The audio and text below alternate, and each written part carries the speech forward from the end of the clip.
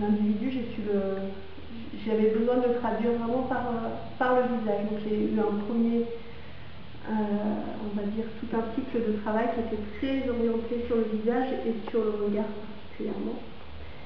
Et un regard qui était caché.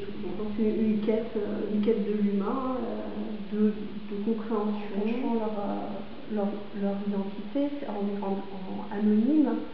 Ça a été une manière de parler de l'humain de manière plus générale. En fait. Maintenant, j'arrive à accepter de montrer des visages qui sont quasiment là. Il y a une intervention au niveau des yeux, mais qui est pas de l'ordre du masque, qui est plus que de l'ordre, si je puis dire, du décoratif. Et là, j'ai eu envie de parler je pense que c'est plus la femme, vraiment. J'aime bien qu'il y ait toujours un peu les deux.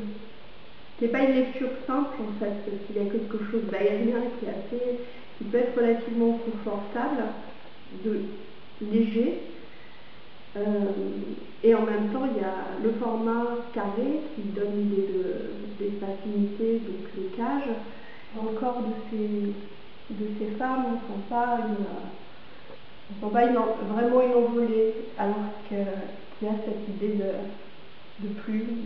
Je pense que la broderie, c'est, en tout cas le rapport au travail de la broderie, c'est un travail qui est très proche, qui est minutieux, qui est lent, et où on est proche de la toile, donc ça permet d'avoir par rapport à la peinture une autre distance. La broderie, c'est, je n'ai pas à me poser des questions, c'est comme un chemin qui est à suivre, mais où c'est l'intuitif lent en fait.